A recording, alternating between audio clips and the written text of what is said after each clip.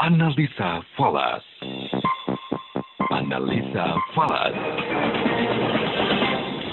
Analisa Falas Pas FM bersama saya Fahmi Andrian dan saya sudah tersambung bersama Divisi Research PT Solid Gold Berjangka, Tulus Rifwan Dikia. Halo, selamat sore Mas Tulus. Halo, selamat sore Mas Fahmi. Kita lihat hari ini rupiah cukup tertekan, Betul, tapi cukup betul. survive juga. Betul. Penutupan ya di hari ini di akhir perdagangan juga ya, karena besok sudah libur ya. Ini 14.150. Apa yang bisa direview dari penutupan perdagangan untuk hari ini, Mas Tulus? Oke, Mas Fahmi, kalau kita lihat di sepanjang pekan ini memang sentimen pasar kurang baik Mas Fahmi ya, akibat mutasi virus COVID-19 di Inggris, di mana dikatakan memiliki 70% peluang penyebarannya. Nah, hal ini yang membuat para pelaku pasar melakukan aksi jual secara masif di pasar global maupun pasar keuangan, Mas Fahmi. Nah, khususnya di Indonesia sendiri, investor asing telah melakukan aksi jual bersih sekitar 134 miliar rupiah, Mas Fahmi. Nah, sehingga ini menambah penekanan terhadap rupiah kita sampai hari ini, Mas Fahmi.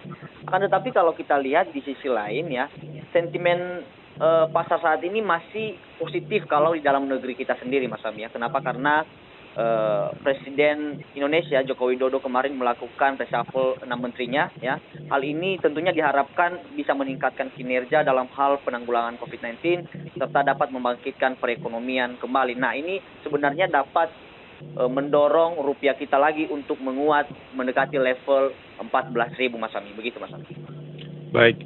Kalau kita berpindah ke mata uang euro maupun pound sterling, kedua mata uang ini seperti apa reviewnya? Oke, kalau kita lihat euro saat ini turun di mana di beberapa pekan yang lalu sudah menguat dan saat ini mengalami penurunan di tengah keprihatinan mengenai varian baru COVID-19 di Inggris ya, sehingga membuat para petinggi Uni Eropa akan mengadakan pertemuan secara darurat dan untuk juga pembatasan yang terjadi di Inggris saat ini, Mas Fahmi, sehingga euro sendiri masih tertekan saat ini, Mas Fahmi ya. Kalau kita lihat di pound sterling sendiri, pound sterling saat ini juga ikut tertekan ya, di mana pound sterling saat ini berada di zona merah ya, seiring sentimen pasar saat ini yang diakibatkan mutasi COVID-19 tadi dan ditambahkan juga Brexit saat ini yang masih membatasi kejelasannya ya di bagian kompromi bagian perikanan, Mas Fahmi, sehingga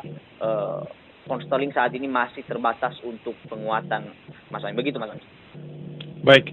Kalau kita mungkin sedikit mereview mengenai emas yang pergerakannya cukup liar sudah beberapa hari ini ya. Anda melihatnya seperti apa, Mas Tulus, melihat emas sudah berada di 1867,81? Betul. Kalau harga emas sendiri 2 hari terakhir ini memang melemah, mencetak rekor pelemahan itu di 2,6%, Mas Fahmi. Di mana dari level tertingginya 1906 turun ke level 1854, sehingga ini mencetak penurunan sebesar 52 poin, Mas Fahmi. Ini diakibatkan karena tadi aksi taking profit dari beberapa pelaku pasar, sehingga membuat harga emas ini tertekan. Dan saat ini, Mas Fahmi, untuk emas udah mulai lagi tertekan gara-gara adanya jargon cash is the king, Mas Fahmi, sehingga para investor lebih nyaman memegang cash saat ini di tengah pandemi ataupun di tengah kekhawatiran para pelaku pasar akibat mutasi baru COVID-19 di Inggris ini, Mas Fahmi. Begitu, Mas Fahmi.